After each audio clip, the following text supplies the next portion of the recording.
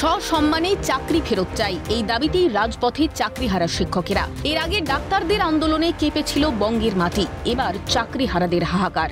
মাথার উপরে প্রখর রোদ, চোখে মুখে ক্লান্তির ছাপ, কিন্তু দাবিতে অনড়। ছাড়তে নারাজ রাজপথ। সুপ্রিম নির্দেশে 26,000 চাকরিহারাদের একাংশ রবিবার ধর্মতলায় ওয়াই চ্যানেলে ধর্নায় বসেন। এর আগে এসএসসি ভবন, গান্ধী মূর্তির পাদদেশে ধর্না দিয়েছিলেন তারা। আগামী 21 তারিখ যোগ্য অযোগ্য তালিকা প্রকাশের সম্ভাবনা রয়েছে, কিন্তু সেই প্রতিশ্রুতির ওপর আর ভরসা রাখতে পারছেন না চাকরিহারা শিক্ষকেরা। রবিবার বিকেলে ধারাবাহিক কর্মসূচির ঘোষণা চাকরিহারাদের, পাশাপাশি আন্দোলনের ঝাঁঝ আরো বাড়বে বলে সাফ জানিয়ে দেন তারা। রীতিমতো চরমপন্থী আন্দোলনের হুঁশিয়ারি। তবে চাকরির জট কাটাতে সরকারের সদিচ্ছার অভাব রয়েছে, দাবি চাকরিহারা শিক্ষকদের।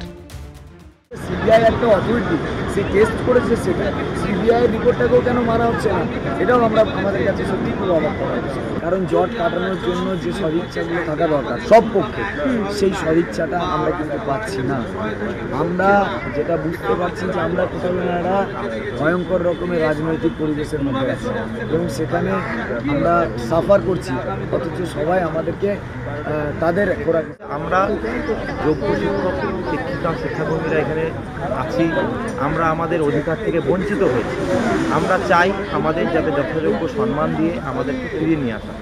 সেই কারণেই আমরা একটা ন্যায্য দাবি করেছি।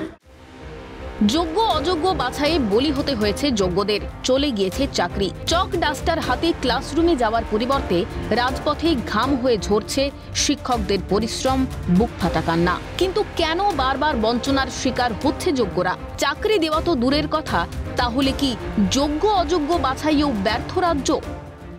চাকরিহারা শিক্ষকদের একাংশ এসএসসির সামনে ধর্ণা দিচ্ছেন এবং অনশন কর্মসূচি পালন করছেন। পাশাপাশি চাকরিহারাদের আরেক অংশ ইতিমধ্যে ওয়াই চ্যানেলে তারা ধর্ণা দিচ্ছেন। প্রাপ্ত বসুর সঙ্গে বৈঠক হয়েছে, তারিখ ঘোষণা হয়েছে যে কবে সম্ভাব্যভাবে যোগ্য অযোগ্য তালিকা বেরোবে। তবে সেই তারিখে তারা শুধু আশ্বস্ত নন।